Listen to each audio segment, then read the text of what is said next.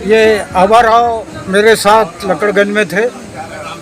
मैंने जो आज तक उनको देखा, एक अच्छे स्वभाव के हैं और सबसे बड़ी बात, कोई भी काम रहा तो काम करने को तैयार रहते, कोई बहाना नहीं बनाते और काम करके आते। इसलिए हम आज जब आभा राव का जन्मदिन है तो हम सब दिल से आज उसकी इस खुशी में शामिल है और हम ईश्वर से प्रार्थना करते हैं कि आभा राव को वो अच्छा जीवन दे, अच्छा स्वस्थ जीवन दे और ऐसे ही उनका स्वभाव रखे।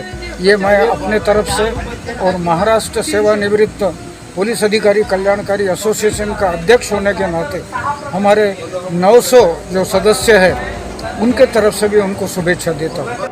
नागपुर के गोरेवाड़ा में पानी तालाब परिसर में बने हनुमान मंदिर में ज्येष्ठ नागरिक सिद्धेश्वर मंडल के सभी सदस्यों की ओर से सेवानिवृत्त पुलिसकर्मी आभा राव मेंढे का जन्म दिवस अत्यंत सादगी के साथ मनाया गया। इस अवसर पर सेवानिवृत्त पुलिस अधिकारी रमेश मेहता सहित ज्येष्ठ नागरिक मंडल के सभी सदस्य बड़ी संख्या में उपस्थित थे, जिसमें उपस्थित सदस्यों ने आभा राव मेंढे के जन्म दिवस पर उन्हें ढेर सारी शुभकामनाएं भी दी। इस अवसर पर सेवानिवृत्त पुलिस अधिकारी रमेश मेहता ने हिंद उजाला न्यूज के साथ बात करते हुए अपने विचार भी व्यक्त किए। नागपुर से ग्राउंड रिपोर्ट कृष्णा यादव। जिला कोड भी है, मोनोग्राम भी है। मेंढे साहब, ये बताइए, जैसे कि सर ने बताया कि आपने उनके साथ कार्य किया है लकड़गंज पुलिस स्टेशन में, तो कैसा अनुभव रहा सर का आपके साथ? वो अच्छा ही बोलेंगे अभी। मेरे सर का अनुभव बहुत अच्छा रहा है। साहब जब भी किसी को मदद की ज़रूरत पड़े सबको मदद करते थे।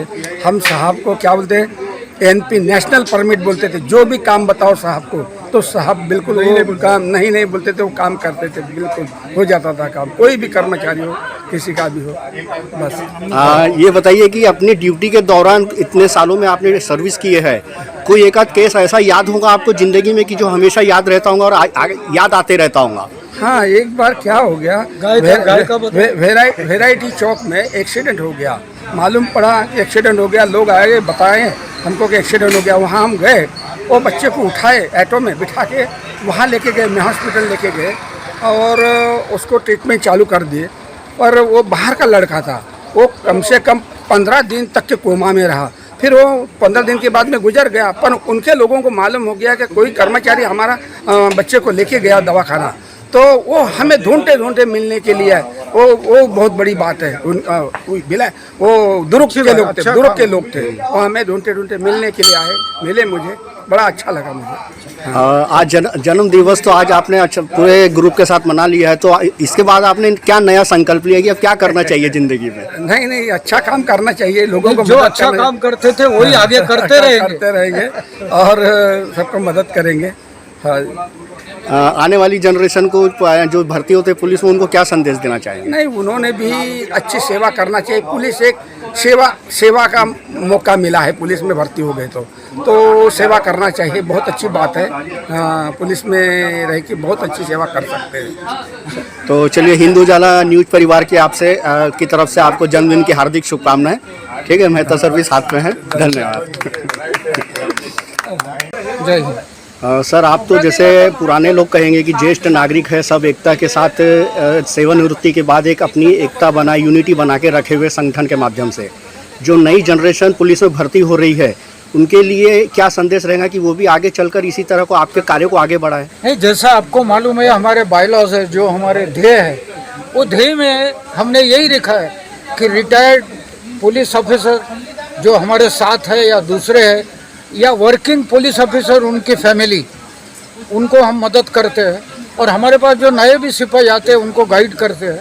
हम लोगों ने पिछले 20 साल जो प्रोबेशनर सब इंस्पेक्टर है और ऑफिसर है उनको इन्वेस्टिगेशन पढ़ाने का भी काम किया है। मैं अभी आपको बताना चाहता हूँ कि एक हमारे यहाँ लेडी कांस्टेबल है बजाज नगर की, उसकी लड़की हार्वर्ड यूनिवर्सिटी, इतनी बड़ी यूनिवर्सिटी है, वहाँ वो सिलेक्ट हुई है।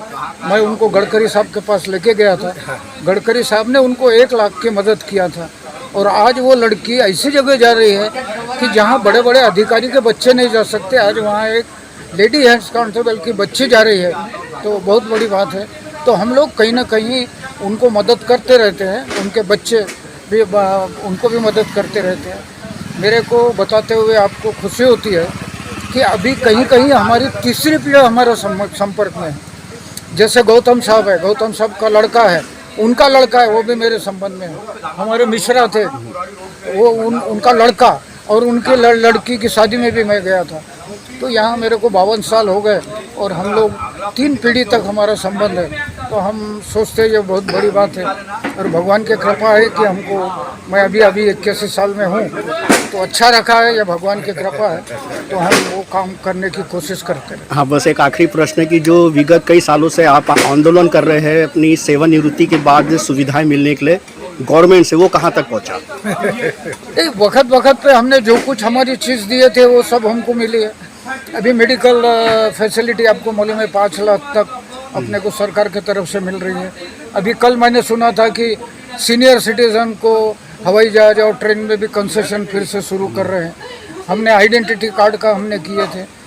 पर रिटायर्ड पुलिस ऑफिसर जो डिपार्टमेंटल इंक्वायरी करते हैं उसको मदद करने के लिए करना, वो भी हम लोगों ने किए थे। तो हम वैसे करते रहते हैं। हम अलग अलग डॉक्टर को बुलाते हैं जो अलग अलग अपने फील्ड में एक्सपर्ट है, उनको बुलाते हैं। और आपको बताते हुए खुशी होती है कि अपने यहाँ 200 से 300 लोग अपने यहाँ मीटिंग में आते हैं। और सबसे बड़ी बात है कि अभी जो एक नया सरकार ने शुरू किया है कि कोई भी रिटायर्ड अधिकारी, चाहे पुलिस हो चाहे डीजी हो, उसकी मृत्यु होती है तो वो पुलिस स्टेशन का ऑफिसर सीपी साहब का कंडोलेंस का लेटर लेकर वहाँ जाता है, उसको आखिरी सलाम देता है और पुष्प चक्र उसको अर्पित करता है। ये बहुत बड़ी बात है। और लोगों ने जो सरकार का और हमारे डीजी मैडम का जो ये आदेश है उसकी बहुत सराहना की है कि नहीं, पुलिस वाले की डेथ हो गई तो उनकी फिक्र करते हैं, उनको सलाम करने आते हैं। तो ये बहुत सारी चीज़ें हम लोगों ने की है। लेकिन हर जगह एसोसिएशन अलग अलग रहती है, अलग अलग सबका इंटरेस्ट रहता है। तो हमारा पहले उद्देश्य यही था कि एक ही ब्रांड होना। जैसे स्टेट बैंक है, एक यहाँ ब्रांच है, एक अमरावती में है, लेकिन वो हमारे यहाँ होता नहीं। लेकिन हम कोशिश कर रहे हैं कि हमारे तरफ से जितना भी होता है। दूसरी बात, हम कोई भी हमारा आदमी बीमार पड़ता है, जैसे शुक्ला जी बता रहे थे, तो हम उनको जाते हैं, डॉक्टर को मिलते हैं, मदद करते हैं। ये हम कोशिश करते रहते हैं।